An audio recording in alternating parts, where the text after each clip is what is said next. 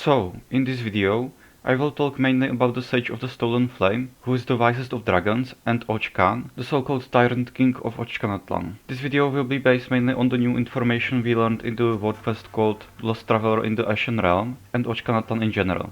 But before I begin talking about the lore, I should mention that as always, there is a disclaimer for this video. This is just my interpretation of the lore, as I understand it, and it's based solely on the information that's officially available for all of us. I unfortunately can't read the developers' minds, so I just have to speculate about the rest and let them cook. If you haven't played the new Ochkanatlan world quest just yet, I highly recommend you do so as soon as you can, that is if you care about the lore of Genshin at least a bit. Because Ochkanatlan lore is so crazy and there is so much of it that it can be considered on the same level as Enkanomiya, at least in my opinion. So I decided to talk about both Och-Kan and Waxaklahun Ubah Kan, the wisest of dragons, in this video, because as we learned in Ochkanatlan, these two are in fact very closely related, but more on that later. There is a lot to talk about, so please forgive me if things get a bit confusing at some point. Just to give you a quick summary of the general information about Och-Kan, he was the sacred lord who ruled over the Cinder City in the past, and was called a tyrant by many people. He had a deep hatred towards the dragons because of his origins, and that hatred scared even his own human allies, as he broke the peace between humans and dragons forged by Xabalanque himself, who was also the god Och-Kan revered so much. In the end, he was overthrown by the Scarlet-Eyed Hero and his companions, but we very quickly learn in Ochkanatlan that things may not be so simple.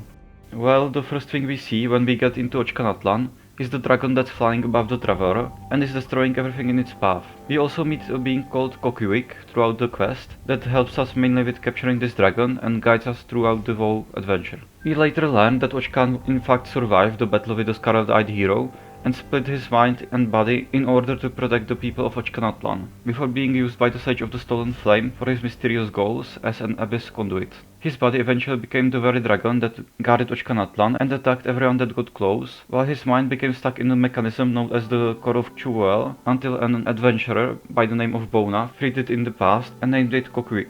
Basically, his body became that of the evil dragon, and his mind became Kokuik.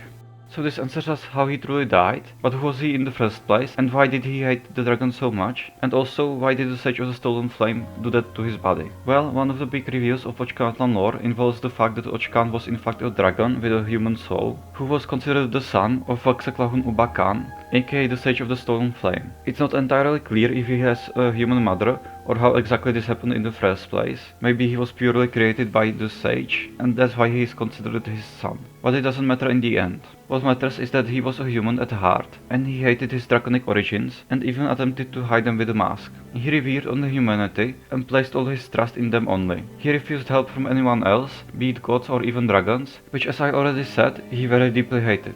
That's also the reason why he idolized Xabalanque so much, because in his opinion, Xabalanque was the true god of humanity, the one who defeated the evil dragon and ascended the oldest of thrones, and even eventually became the first Pyro Archon. So in his eyes, he was the only one who deserved to be the ruler of humanity. Och-Kan created the Donatia, also known as the Sky Serpent ship. It was rumored to be filled with treasure and being able to cleanse the abyss. However, we later discovered that all the talk about the treasure was just a rumor, spread by the Sage of the Stolen Flame. When we eventually got there to get the legendary Jade of Return, we learned that all that was a lie, spread by him to lure people for his experiment. Bona eventually died while trying to stop the plans of the Sage, even with the help of Kokuik. Och-Kan deeply regretted not being able to save her, and even showed us some of these past moments in his memory as he was dying. Yes, it is pretty sad, but just as I speculated in my last video, Bona was indeed the same person mentioned in the artifact set called the Scroll of the Hero of Cinder City, and she lived hundreds of years in the past. The Bona we met in Natlan was just a memory. This was hinted many times throughout the whole quest, as she for example didn't even know about the Adventurers Guild, and yet she called herself an adventurer. The Sage also said something very interesting at the very end of the quest, and that's about how the little guy, or our little Saurian friend, resembles him, and how they both have the Flame Lord's blessing. And by the way, I saw a lot of people talking about how in this same quest, it was revealed that actually the little guy is the chosen of dragons, but please don't get fooled by this. In another quest in Ochkanatlan, it was once again confirmed that this title belongs to the Traveler, in one of the dialogue choices if I remember correctly. And as we were exploring Och-Kan's memory, it was at this moment that we finally saw the wisest of dragons, Waxaklahun Ubah Kan, or Sage of the Stolen Flame. So, the Sage said a lot of very important things. He used the souls that he gathered after Och-Kan perished in the end to forge his many masks so that he can appear as humans. Some of these surprisingly include Titu and Legba, which we both saw in Och-Kan's vision, and I'm sure many people who followed the lore immediately noticed. It wasn't some random mistake that Hoyo made to include these guys in the vision, that's probably hundreds of years old, but the truth is that probably both of these people we met in other world quests were the masks of the Dragon Sage. It's very possible that many others we met were just his other appearances as well, maybe even Chika and Manku. It's hard to say what exactly the Sage's plan is.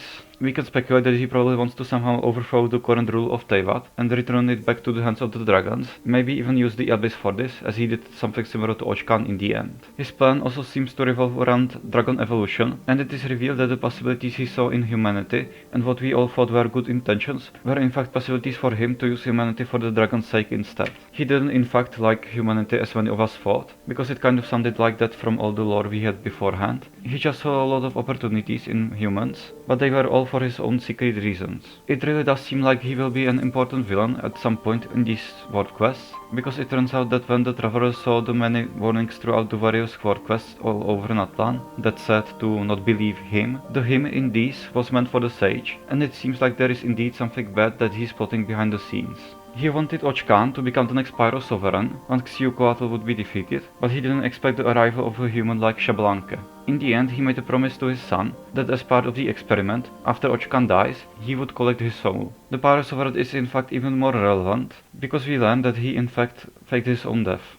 At first, it's hard to say if this relates to how he survived the war between the dragons and the Heavenly Principles, or if it was meant to be about his death by Xbalanque's hand, but I think this probably refers to the first of these two events. Anyway, there is nothing that says he couldn't do it twice, so this has actually raised a question for me, if he could possibly still be alive, and maybe be the source of all these abyssal invasions that target Natlan. Because we know that even before his supposed death by Xbalanque's hands, he was heavily corrupted by the Abyss, to the point where he remained something like a living corpse. So what if he survived and the Abyss finally took full control over his body? But this is too much of a speculation.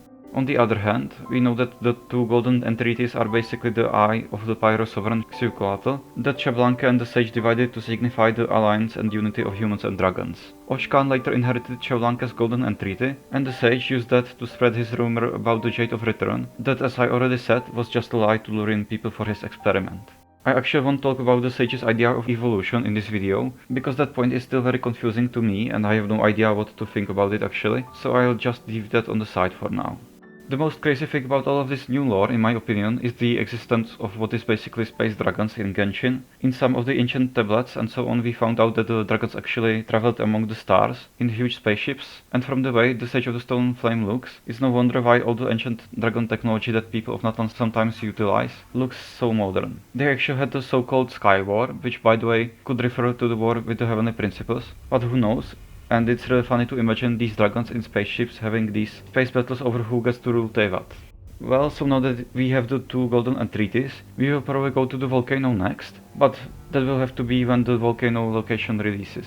It's probably connected to the Collective of Plenty, so I expect it to release along with Yansan. If I had to guess, probably in version 4.4. I also wonder how will everything connect in the end, since there still seems to be a lot to discover considering the Sage of the Stolen Flame, his secret plan and such. We even got more lore reveals on the side, like some lore text about the Moon Sisters, so it would be very nice if they expanded on that in the future. Anyway, that will be all for this short video.